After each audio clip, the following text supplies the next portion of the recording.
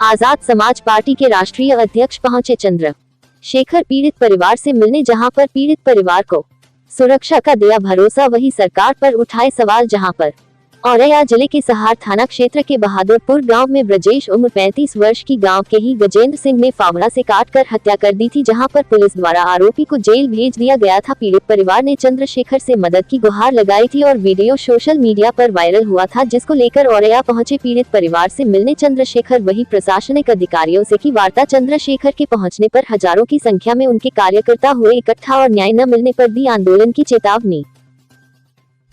अभी औरैया आए हुए हैं, किस तरीके से आए और क्या आप? औरैया नहीं, हम बहादुरपुर। जी हाँ, बहादुरपुर में हम प्लीज हैं हाँ।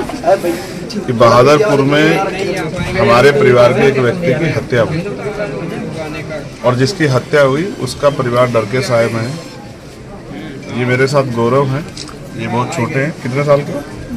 12 साल के। मैंने इनका एक वीडियो देखा और इनकी मम्मी का, जिसमें ये डरे डरे और इन्होंने मुझसे अपील की थी कि आप भैया आओ मदद कराने। मेरी उनसे बात हुई।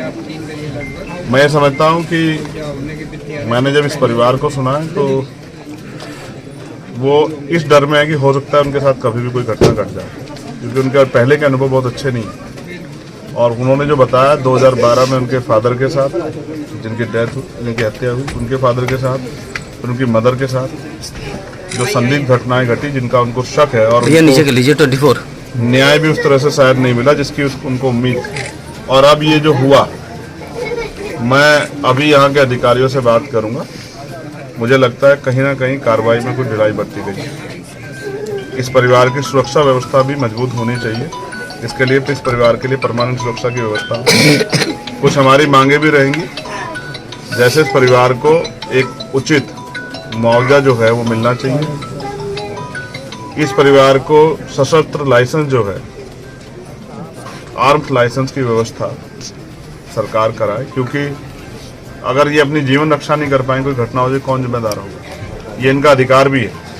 इनकी जो माँ है गौरव की, वो अपना परिवार कैसे संभालेंगे? इनके तो परिवार के कमाने वाला व्यक्ति चला गया, तो उनकी पेंशन की, उनके लिए रोजगार की व्यवस्था। और ये मैं सच कह रहा हूँ, ये परिवार इतना डर में कि यहाँ रहना नहीं चाहता।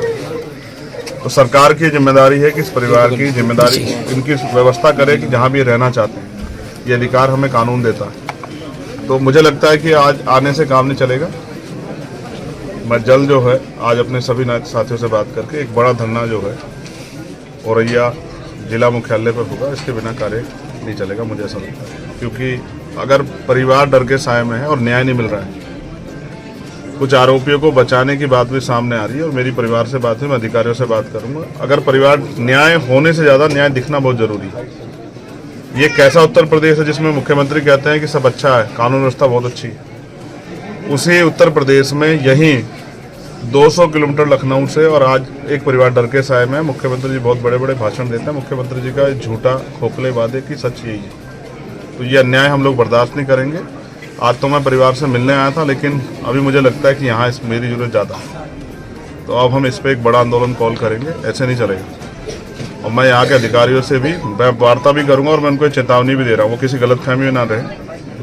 अगर वो किसी भी कीमत पर आरोपी को बचाने का प्रयास करेंगे तो ये कतई संभव नहीं है। ये आज़ाद भारत है और यहाँ संविधान से चल रहा है सब कुछ। कोई आरोपी नहीं बचेगा, हर आरोपी के खिलाफ कार्रवाई करनी पड़ेगी, चाहे वो कितना ताकतवर हो, चाहे मुख्यमंत्री का रिश्तेदारी क्यों ना हो, उनके परिवार का क्यों ना हो, चाहे वो कोई भी हो। जिसने अपराध किया उसको सजा मिलनी चाहिए। और मैं अभी पहले एक बार अधिकारियों से बात करूंगा और फिर एक्स के माध्यम से जैसे भी अपनी बात परिवार अधिकारी बात करने के बाद, क्योंकि आपसे पहले मुलाकात हो, फिर मैं बात रखूंगा। लेकिन मैं फिर आपसे कहूँगा कि उत्तर प्रदेश में कानून व्यवस्था दम तोड़ चुकी है। उसका बड़ा उदाहरण आपके सामने है कि एक परिवार रो बिलख रहा है और उसके साथ सिर्फ उस घटना में लीपापोती और खिलवाड़ के अलावा कुछ नहीं हो रहा है। और ये हम स्वीकार नहीं करेंगे। इसका जवाब जो है हम शक्ति के बल से देंगे। इसकी तैयारी हम आज ही अपने साथियों से बात